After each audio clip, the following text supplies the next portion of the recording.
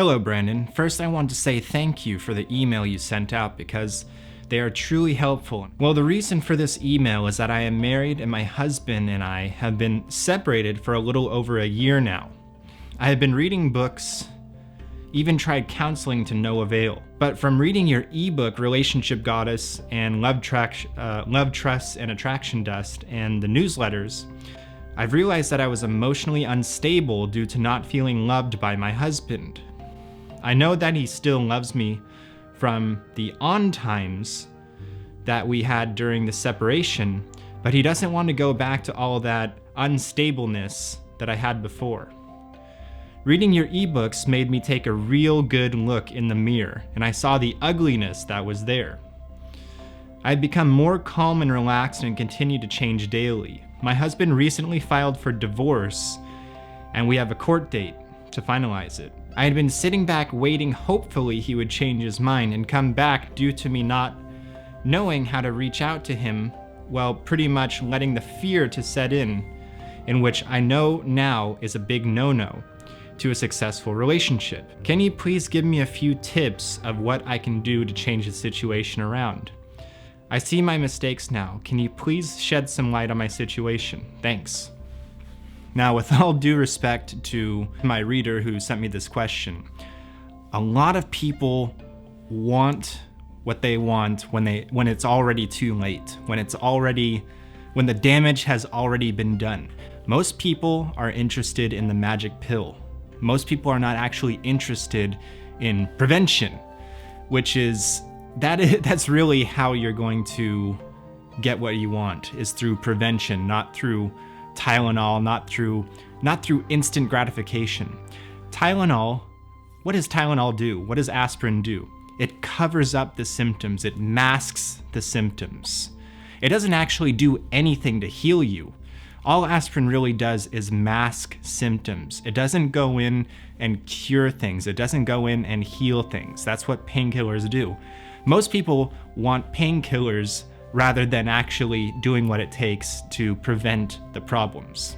But the thing I really like about this reader is that she's really understood what she has been doing wrong. That's so important to realize your own mistakes, because this is, after all, your love life.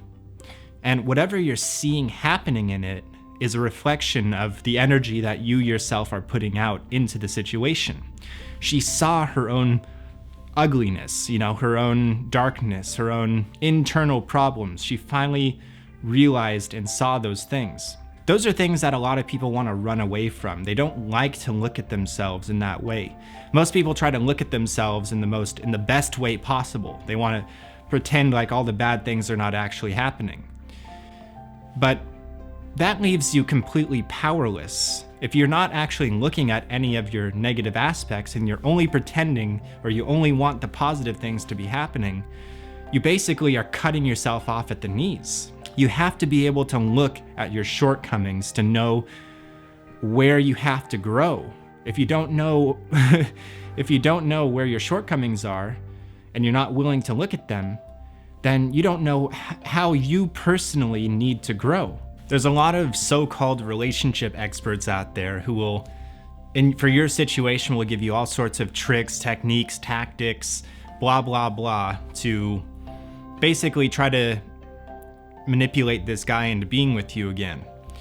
But the real truth is that the second that you actually come to fully realize your ugliness without judgment, not calling it ugliness, but calling it darkness, calling it unawareness, calling it fear, because that's what it really is, isn't it? It's fear.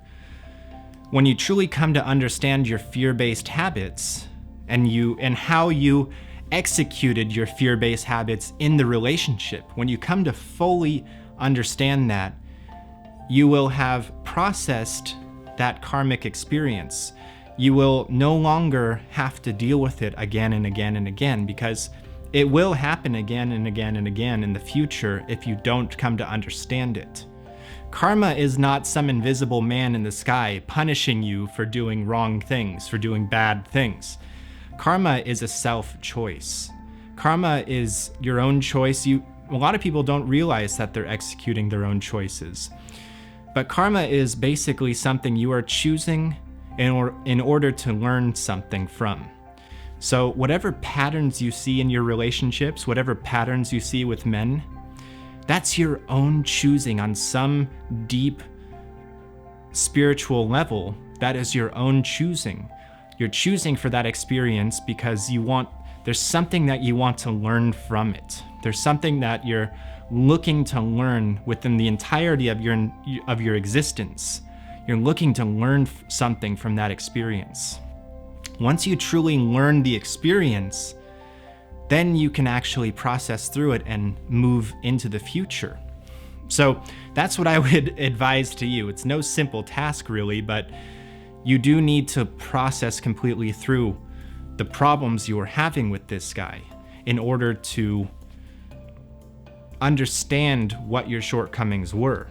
And the real secret to understand is that it's always fear-based.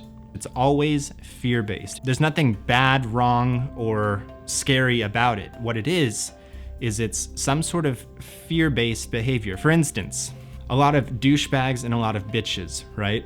A lot of douchebags and bitches, they act that way because they're afraid to be seen as less than equal to other people.